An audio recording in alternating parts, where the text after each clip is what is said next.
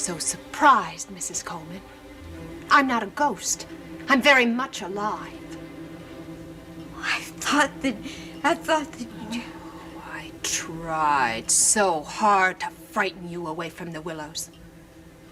I tried any number of times. You know that. Yes, but... I only wish that one of my attempts had been successful. But you wouldn't go. There's a stubborn streak in you. I just can't believe No, that... don't bother to try and explain. It's too late. It's too late for explanations, and it's too late to save you. You have left me no choice. I have to kill you. I have to stop you from taking Bennett away from me. From you? Yes. He doesn't love me, I know. But at least I can keep you from tormenting him the way Ruth did. I just can't believe that act that you pulled out there. I mean, you're acting like you were dead. I really, listen to me, Hester.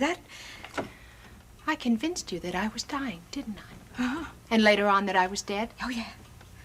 Well, it wasn't that hard to do. You would have believed anything at that point. You were so frightened. I also convinced you that I was Ruth when I called you on the phone and told you to meet me here at 9 o'clock. That is not why I came back here. I did not come for that reason. I came because I needed to talk to Bennett. I know. You came for Bennett. You had another argument at the party tonight, didn't you? We certainly did not have an argument. Well, it doesn't matter. I heard you calling for him when you first came back here, but I don't really care why you came back. Hester, why did you pretend that you were... Watch out! Why did you pretend that you were dead? You still don't understand, do you? It was my last attempt to frighten you away from the Willows. I thought if I could convince you that Bennett had stabbed me during one of his spells, that you'd run out of here for good. You mean it was lies? Lies? The whole thing about killing Ruth and about all the stuff that was in his drawer, that was all lies? You're finally understanding when it's too late. I should have known. I should have guessed it was you all along. You know, it's too bad that Bennett drove up here. It's very ironic.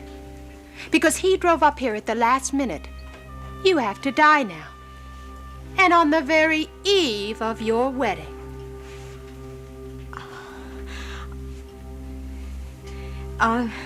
Hester, you're not going to get by with this. What makes you think I won't? I've planned the whole thing very carefully. Because Bennett is downstairs. He's coming up right away. You're lying. No, I'm not. You are lying to me. I know what happened down there. After you went down the secret passageway, I heard Bennett coming to the room, so I hid in the closet. Bennett came in. I watched him. He saw the stain on the carpet. He touched it. He knew it wasn't real. It's the kind of blood that actors use on the stage. I found it in Martin's makeup kit. You'd forgotten that my brother was an actor, hadn't you? Bennett knew it wasn't real, and so he went down the secret passageway to find you. That's right, he did. And he found me, and we talked. We got everything all I worked told out. you to stop lying to me! Bennett! Shut up! Bennett's on his way up here. He just stopped to get something. He'll be here. These are foolish lies, Mrs. Coleman. I know that he can't come up here to rescue you. I followed him down the secret passageway, and I watched the two of you together in the cellar. I saw you hit him with the flashlight, and I saw him fall to the bottom of the stairs. Poor Bennett. He may be dead now. But even if he is, he's better off than he would be married to another woman like Ruth. He's not dead. Oh, no, he can't be dead. Oh, you don't know that. He took a bad fall. But it doesn't matter. As long as I know that he'll never belong to another woman. He was meant to be mine. Only mine. Forever. Hester, you're mad.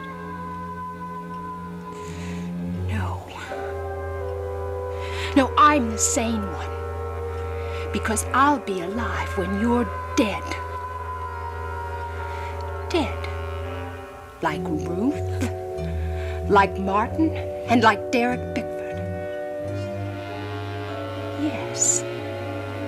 You will be dead and buried under the bricks in the cellar. Next to Ruth.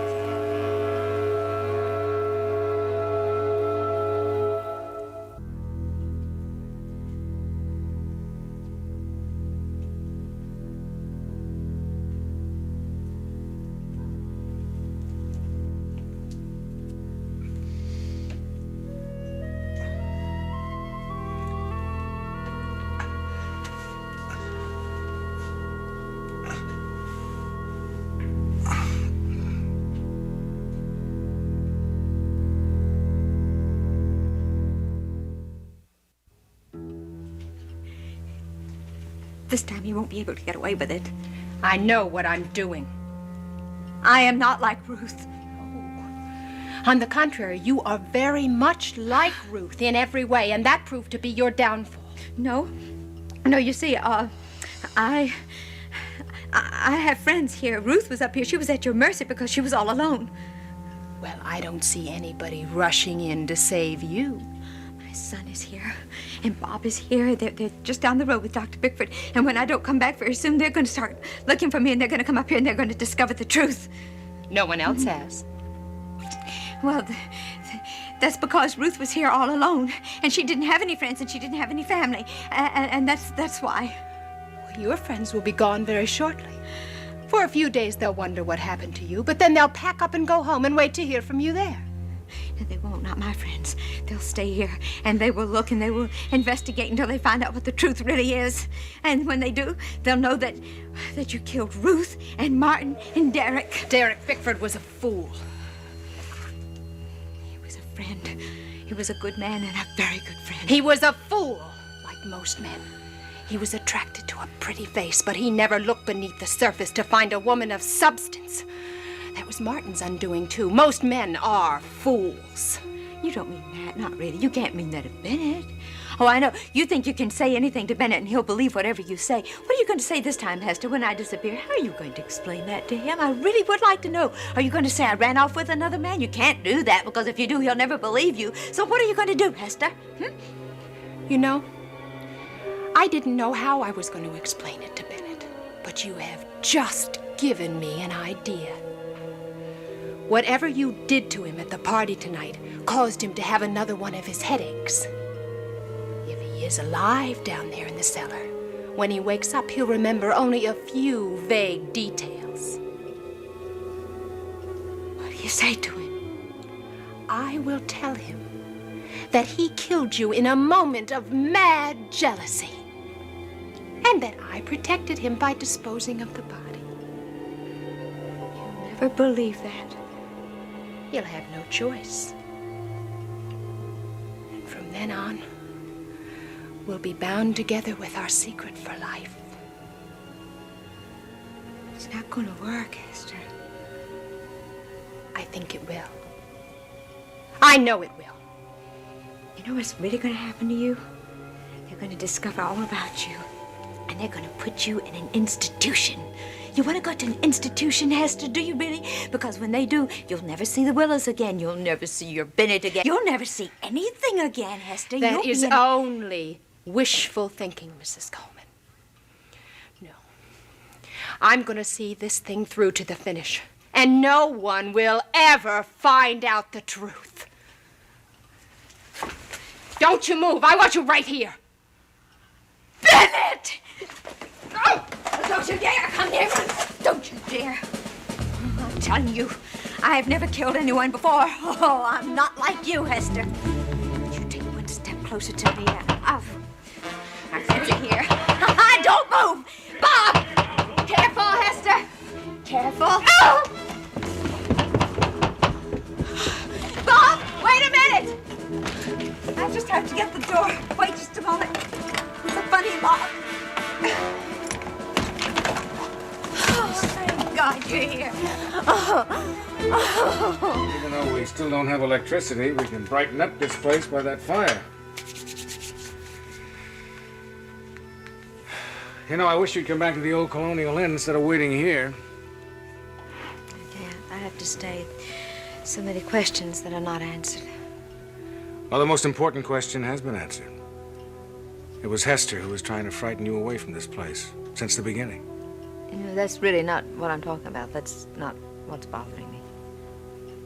Bennett? Oh, yes. When you and Tom brought him up from the cellar, I couldn't bear to face him. That's why I ran upstairs to my room and locked the door. And then Bennett came upstairs. He wanted to talk to me, but I just couldn't talk to him at that time. Well, that's a natural reaction after everything you'd been through. I don't think it's a very natural reaction for a woman to have for the man she loves. Lisa, it's going to take you and Bennett some time to adjust to what happened tonight. Bob, what did he say? Anything? Nothing. But he was hurt because you wouldn't open the door. Well, I know he'll be back in a few minutes with the sheriff, but I just can't bear to face him. I don't know how I can. Well, look, I'll be here, Tom will be here, and I'm sure he'll bring back Kim and Dr. Bickford. You'll be surrounded by friends. We'll see you through it. Lisa? Oh, honey. Honey, I'm so sorry. Oh, sweetheart, Tom told me the whole thing. I just can't believe it. I can't either. Come over here. Good heavens, all the years I've known Hester, I wouldn't have believed that... I knew she loved Bennett. But when she said that she accepted the idea that he was marrying Lisa and that she could live with it, I believed her. I shouldn't have. Oh, Hester could be very convincing. Where is Hester's body? Upstairs. I'll explain, Lisa. We found her in the room that used to be Ruth Hadley's. And she was dead when you found her? Yes. Yes, you see, she went up there. She locked the door. Bennett broke the door down. I didn't go in. Tom and Bob went in, and they... All right. There were candles burning all over that room. Hester was on the bed. She was wearing the dress Mom planned to be married in tomorrow. She was dead. I'll go up now. I'm so glad that Bob and Tom got here when they did. Oh, I am too. Do you know, I grabbed the letter opener away from Hester, and then she was coming after me because she was going to grab it back from me. She was going to try to kill me. And then Bob and Tom were yelling outside the door. And it's all right. It's all right, dear. Now, I just think you should come back to the inn with us. I can't. I know I have to stay here. I have to wait. Why? Because Bennett will be back here soon with the sheriff. I don't know why you would have to wait for them.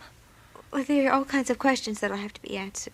Well, the sheriff can wait till tomorrow to hear what you have to say. Now, let me get your coat. No, Kim, I really can't. I feel like I must not run. I mean, it's very difficult for me to stay here, but there are just certain things that are even more difficult that I'm going to have to face now.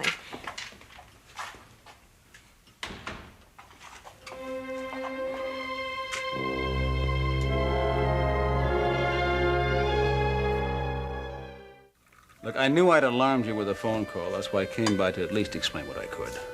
Well, you're right, Grant. David and I couldn't fall asleep after you called. I didn't want to bother you, but I needed that number to reach Kim. What is going on up there, Grant? Well, David, the most important thing is Lisa is all right. Now, Tom was almost impossible to understand when he called me. The connection was bad. They were having trouble with the phone service up there because of an ice storm or so, but he really sounded relieved. Oh, I can understand that. What a dreadful experience for all of them. Yeah, especially for Lisa. Look, I hope I put the pieces all together, but basically, Hester Pierce wanted to kill Lisa because she wanted Bennett. And along the line, she'd kill anyone who stood in her way. I'm just so relieved that Kim was staying at the other inn this time. Well, obviously, this woman, this Mrs. Pierce, was demented. It's just hard to believe that she would have enough grasp on reality to get through a day's routine. How could she possibly do all that and still conceal her madness? Well, David, her kind of madness has an almost fiendish cleverness about it, you know. Look at the facts. I mean, she killed Ruth Hadley almost a year and a half ago and buried her in the cellar of the inn. What a horrible thing for Lisa to have to go through. But she must have a great sense of relief now that she knows everything is over. Well, it's not really over yet, David. What do you mean, Grant? Well, Lisa and Bennett are supposedly going to be married tomorrow. They're not going to go ahead with the wedding right now, are they? Well, I imagine they'll put it off, but, all the other plans... Yeah, they were going to reopen that inn. I just can't imagine Lisa going on living at the Willows with Bennett now. After all the horror she's seen there. I don't know.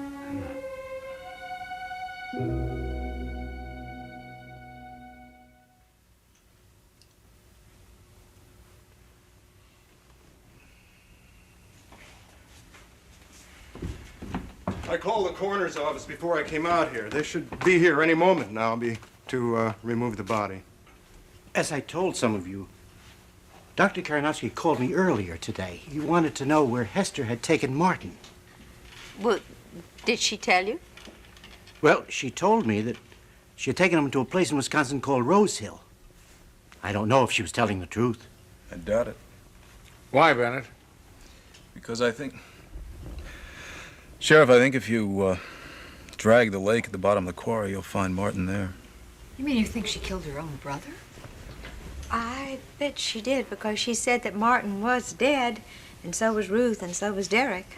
Hester was completely insane. Is this just a suspicion you have, Bennett, or do you know something else? No, it's a suspicion, but I'm almost sure. I first got suspicious of Hester when she called and said she got stuck in the old quarry road in Dr. Bickford's car. There's no reason to use that road unless... Oh, well, Bennett, now I understand. That's why you reacted so strongly when I told you the children were on their way over to ice skate over there by the quarry. My suspicions about Hester have been growing for some time about all sorts of things. Especially after she started those strange tricks to try to frighten you away. I know you thought I should send her away, but I thought if I dismissed her... See, I thought if she were here, she might go too far, and she'd slip up and I'd learn the truth. The truth? Did you actually suspect her of murdering Ruth? No, not at first. I never would have stayed in the same house with her for a year and a half if I had, but I first really started suspecting her when she told me about Martin's ramblings and the words cellar and shovel. Why would she tell you that? If she was trying to conceal her own guilt. She knew what she was doing. If I'd gone down to the cellar and stumbled on the truth, she would have told me that I had killed Ruth. But you knew you hadn't. She could convince me that I had during one of those horrible headaches and forgotten. That's true, she could. You know that? Oh, yes. She said as much tonight. And in fact, she said that she was going to tell you that you had killed me tonight. I'll never forgive myself for all this. I should have sent her away months ago. Oh, I could have saved so much pain and agony and death if I'd just done something about Hester. I don't know what you could have done, Bennett, without any real evidence. Bennett, Sergeant Hargraves is right. If you had accused her, I admit I would have been the first to defend her. When did you first feel you had something on her? I don't know exactly. I guess things started coming together when Kim found that torn page from Ruth's diary. Said that Ruth had been locked in her room. There were only 2 people that could have done it. I knew it wasn't me. And then I discovered that Hester was using that secret passageway down to the cellar. I knew there was something down there that was worrying her. Did you look around down there after that? Oh, yeah, many times. I'd lock myself in my room supposedly to write and go down there and dig around with a shovel in places that weren't bricked, but I never found anything. Almost forgot. What? Ruth's diary. I found that tonight. Now, I bet that has something in there that could help us. Things that we don't know anything about. I'm going to go down and get it. Come with me, Sheriff, please, and keep the light.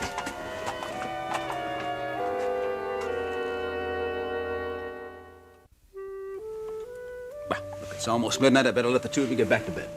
Oh, we'll probably wait up until Dee comes back from work. This late? She works all sorts of strange hours with Ian McFarland. Oh. Yes, but tonight is a little later than usual, isn't it? Well, I don't think she's ever worked until midnight before. Some more coffee, Grant? Oh, no, thanks. No, look, I have to leave. Tom promised to call me when he would give me more details, you know? You know, Kim mentioned that Ralph was listing your house. I mean, Lisa's house. I'm not sure what I should call Well, it. look, essentially it's Lisa's, but I still have an interest in it. But it isn't sold yet, is it? Well, we're going to put it on the market, David, yes, but I think I better have Ralph hold up on that. I don't know whether Lisa and Bennett, they may decide to stay in Oakdale after all, you know? Well, what would Bennett do in Oakdale? He has an inn to run up in Norwich. Well, he's a writer, you know. Writers can work almost any place, really. What do you know about his writing? Well, not much, Ellen. Although Derek Bickford did read the novel and said it was brilliantly written. It should be a big success. Who read it? Derek Bickford. He was a young publisher. Another of Hester Pierce's victims. You know, I can't imagine Bennett wanting to keep that in. I mean, his first wife murdered there, Derek Bickford, and Lisa. Yeah, she came very close to losing her life in that place.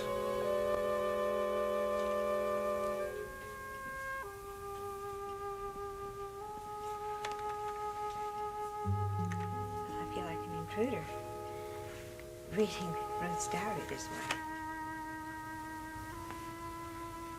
Well, Lisa, I think it was important for us to read that. I mean, what you read there was few.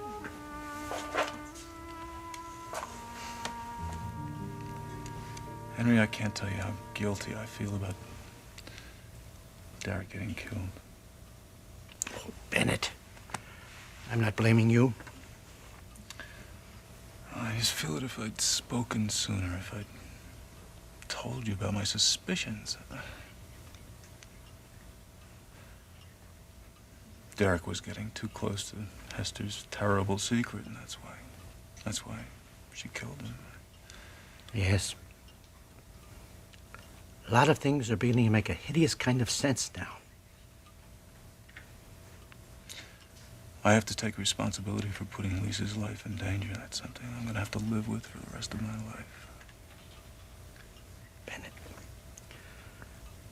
Bennett, what do you plan to do about that terrible jealousy?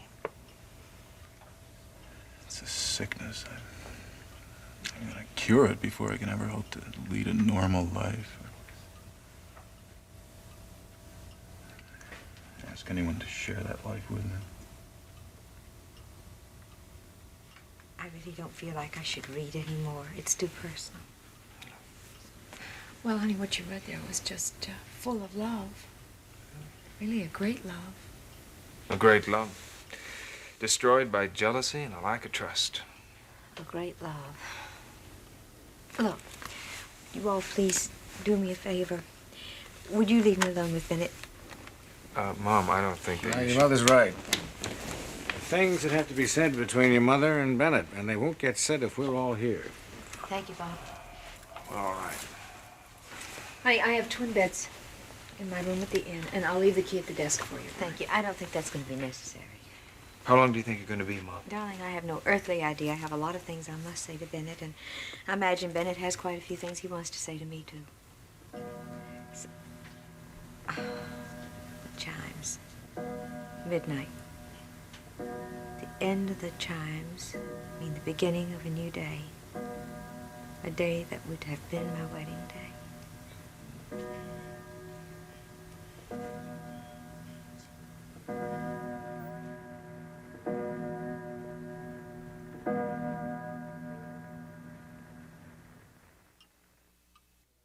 I'm sorry to be calling so late, Grant. Oh, no, Tom, no, that's fine. I was expecting to hear from you. Yeah, I know I probably woke you up, though. Well, I was in bed, but I couldn't sleep, you know. I'm very anxious to know what's going on up there.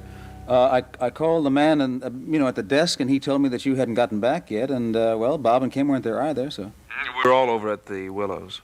Well, Well, I called over there. The line was still out over there. Hester had cut those lines. She had set up a supposed meeting with Ruth and Mom, and she didn't want there to be any way for her to call for help.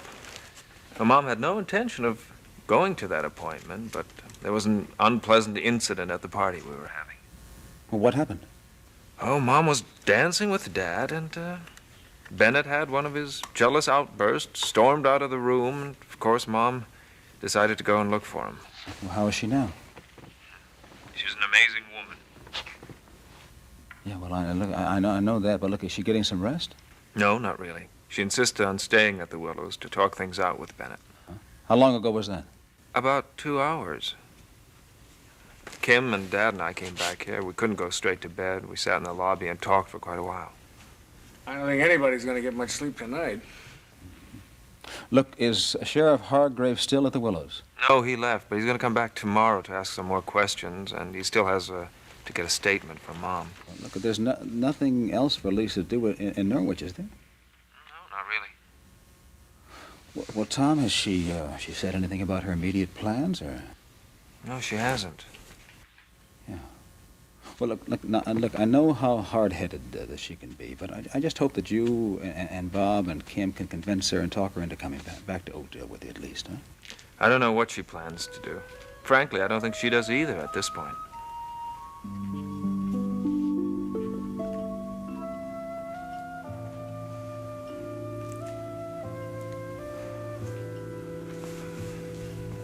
Blame myself for the whole thing. I told Dr. Bickford, who's so kind to me over the years, that it's my fault that Derek was killed. No, Bennett, you cannot go around blaming yourself for that. Listened to you and sent Hester away. Derek could be alive now. I'm not sure about that. If you'd sent Hester away, she was so obsessed with you, with the Willows. I'm sure she would have found a way to get back. She would have come back. I did nothing. I kept my suspicions to myself. Look, you've got to stop blaming yourself like this. Don't you blame me for my fits of jealousy? Well, I blame those fits of jealousy you had because they changed a very gentle man into... I know. They just make me lose all reason. Well, that's true. I've certainly seen you lose control enough, but that can be helped, you know. All you have to do is seek out professional help, and I hope you will. I intend to. I mentioned it to Dr. Bickford. He's going to recommend someone. But Good, I'm glad. it doesn't undo anything. No. Look, Bennett, I have a problem, too. Something that's very difficult for me to think about, but I feel like I must talk to you about it. For a while tonight, I actually believed that you were a murderer. I thought that you had killed Ruth, Derek, Hester, and you were going to kill me. That's what Hester wanted you to believe. I know it is. I know that's what she wanted, but that's not the point. I still blame myself. And there's a reason for that. I can't help it. It's because I should never have lost trust in you. But I did. How could I possibly think even for a moment that the man I loved so much, the man I was going to marry, spend the rest of my life with, that he would possibly be capable of murdering me? And yet I believed that. You never would have believed it if you hadn't witnessed my wild temper and those fits of jealousy. And Well, I was jealous of Grant and I know. poor Derek and Bob Hughes, and I was even jealous of your closeness with Tom and with Kim. It's because I love you so much, but I know that's no excuse. I know. how many times I saw you lose control like that. So I guess that when Hester started telling me all of these things tonight, all of these lies, then all of these terrible moments you had came back to mind. That's why you believed Hester? Of course it is. Well, also the circumstances did help a little bit. I was terrified. I didn't know what to do. I didn't know what was happening. You don't have to justify anything, Lisa. But that's only a part of you. As you know, a little while ago I read through part of Ruth's diary. And that's when I discovered that she really loved you, Bennett. She loved you with all her heart and soul. We were first married, yes. Oh, she came up here to share the rest of her life with you. And she loved you so. Until your jealousy turned her love into fear and then into despair. And when I started to read all of that, it made me feel so sad. Because I realized all along I've been led to believe that she really wanted to be up here and be unfaithful to you and that she really didn't love you. But that's not the way it was at all, is it? When I read on in her diary, I saw where she first mentioned about her attraction to Martin Blake. And she fought against this attraction. She did not want it to go any further. I suppose that's true. But he was very kind and he was very understanding and he was gentle with her. And I was withdrawing from her. Yes. So more and more she turned to Martin. And then finally she realized that she really loved him. And all the feeling she ever had for you was totally gone. I don't want that to happen to me. Bennett, I love you still. I love you so much. And I don't want this love to be destroyed by jealousy, anger, fear. I would much rather just... I'll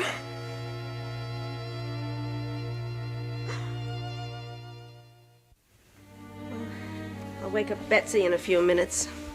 Yes, you'll have to start getting ready for school. Look, honey, I'm just sure that Dee will be in touch with you at any moment with a very good explanation. Well, I hope so. Can't help but worry when I wake up and find that her bed hasn't been slept in. Well, it's still pretty early, you know. She maybe didn't want to wake us up. Why didn't she call last night? Honey, I can't answer that, but, you know, Dee is not our little girl anymore. We have to realize that. I think I do. She always calls us when she's going to be out late or when she's going to sleep over at Annie's apartment. Well, I'll get us some more coffee.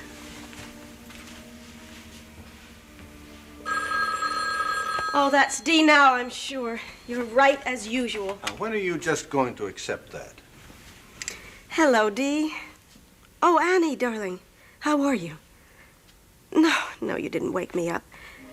Annie, tell me, have you heard from Dee?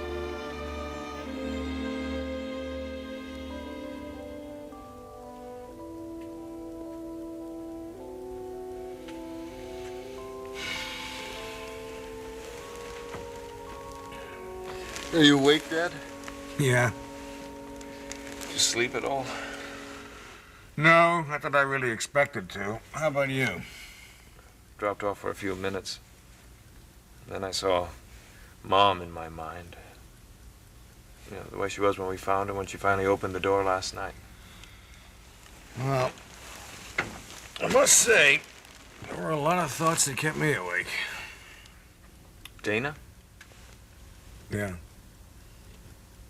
Well, I guess it was an hour or so ago. Light started to come through the window. I started to think of Dana waking up in a hotel room in New York,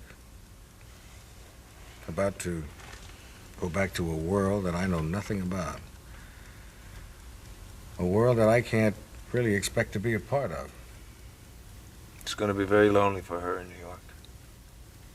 Yeah, I think it'll convince her once and for all that she doesn't want that world anymore.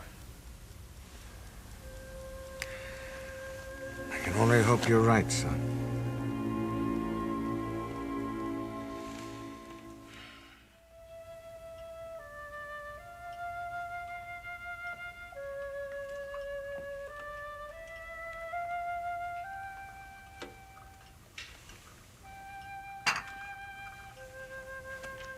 Oh. I wondered where you were. Thought we could use some coffee. Oh, yes. Good idea. Oh, I must have really dozed off while you were out there. I was pleased that you did. Was exhausted. Emotionally and physically. I didn't even need the pill Dr. Bickford left for me. You made that very strong. Oh, you did. It's very good.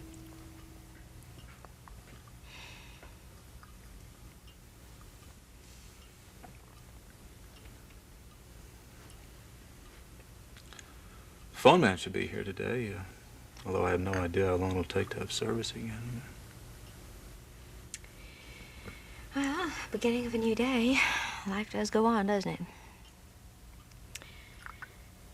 Guess we just have to try to go along with it. It's interesting, we talked most of the night. One good thing happened, though. We've stopped blaming ourselves for everything. Now, at the beginning of this new day, we have to decide, what do we say to each other? Do we say good morning? Or good... That's something I can't bear to hear you say. I don't want to say it either. Bennett, we've got to work this out, though, as unemotionally as possible. I don't know if we can be unemotional about this. Got the lights back. Oh, just like that. See how life does go on. It's too bad our lives can't be like that. I mean, a line is cut, it's severed, put back together, picked right up where you left off. But we both know that it just doesn't work that way, does it?